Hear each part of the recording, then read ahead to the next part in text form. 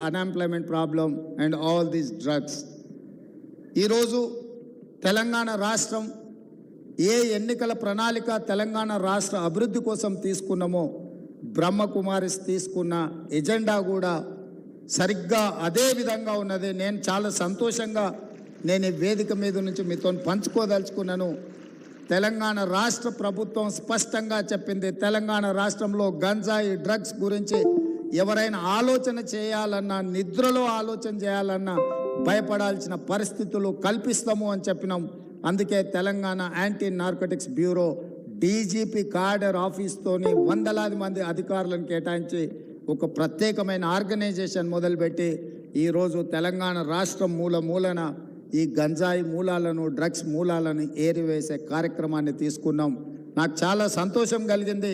ఈ కార్యక్రమంలో బ్రహ్మకుమారిస్ కూడా ఈ డ్రగ్స్కు వ్యతిరేకంగా కార్యక్రమం తీసుకోవడం అంటే తెలంగాణ రాష్ట్రానికి మంచి రోజులు వచ్చినాయని చెప్పి నేను ఈ సందర్భంగా చెప్పదలుచుకున్నాను. అదేవిధంగా రైతు సంతోషంగా ఉన్నప్పుడే రాజ్యం సంతోషంగా ఉంటుంది. ఈ ప్రభుత్వం ప్రజాప్రభుత్వం, రైతు ప్రభుత్వం నిరూపించడానికి రైతులకు వ్యవసాయాన్ని లాభసాటిగా చేయాలన్న ఆలోచనలో మొట్టమొదటి భాగంగా రైతుల ఆత్మహత్యలను ఆపాలన్న ఆలోచనతోటి ఆనాడు ఎన్నికల సందర్భంలో మేము ఎన్నికల మేనిఫెస్టోలో మే 6, 2021 నాడు వరంగల్లో రైతు డిక్లరేషన్ శ్రీ రాహుల్ గాంధీ గారు చేసిన దాంట్లో 2 లక్షల రూపాయల రైతు రుణమాఫీ చేస్తామని చెప్పినాం. ఈరోజు గర్వంగా ఈ వేదిక మీద నుంచి చెప్పదలుచుకున్నాను, ప్రభుత్వం వచ్చిన 8 నెలల లోపే 31,000 కోట్ల రూపాయల రైతు రుణమాఫీ చేసిన ప్రభుత్వం ఈ దేశంలో ఉంది అంటే అది తెలంగాణ ప్రభుత్వం. తెలంగాణ ప్రభుత్వం చిత్తశుద్ధితోని రైతులకు వ్యవసాయాన్ని లాభసాటిగా చేయడమే కాకుండా రైతుల యొక్క ఆత్మహత్యలను ఆపాలన్న ఆలోచనతోటి ఈరోజు మా ప్రభుత్వం ముందుకు వెళ్తుంది. ఈరోజు బ్రహ్మకుమారిస్ కూడా రైతుల యొక్క ఆత్మహత్యలు ఆపాలన్న ఆలోచన, కార్యాచరణ తీసుకోవడం మా ప్రభుత్వానికి సంతోషం కలిగించింది అని చెప్పి నేను ఈ సందర్భంగా తెలియజేస్తున్నా. అదేవిధంగా యువతకు నైపుణ్యాన్ని నేర్పాలన్న ఆలోచనతో ఈరోజు యంగ్ ఇండియా స్కిల్ యూనివర్సిటీని తెలంగాణ రాష్ట్ర ప్రభుత్వం ప్రారంభించింది.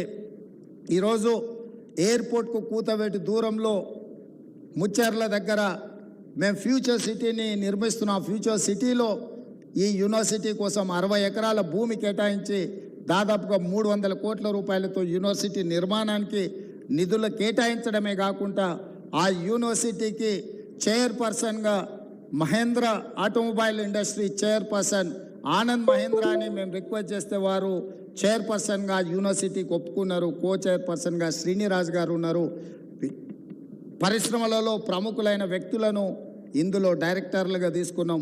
ఆ పరిశ్రమలోని ముఖ్యమైన వ్యక్తులే pharma industry, banking industry, other ఇండస్ట్రీలో ప్రముఖులు ఇక్కడ సిలబస్ డిసైడ్ చేస్తారు, విద్యార్థులను సెలెక్ట్ చేసుకుంటారు, వాళ్ళకి శిక్షణ ఇస్తారు.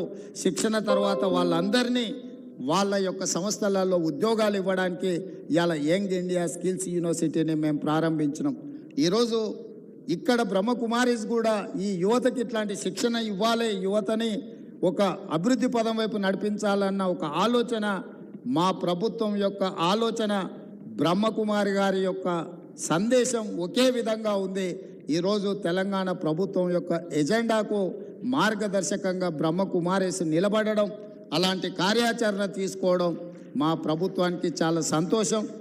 ఇంత మంచి కార్యక్రమాలు తీసుకోవడమే కాకుండా తెలంగాణ రాష్ట్రంలో శాంతి సరోవర్ ఉంది అని చెప్పి మేము గొప్పగా చెప్పుకుంటున్నాం.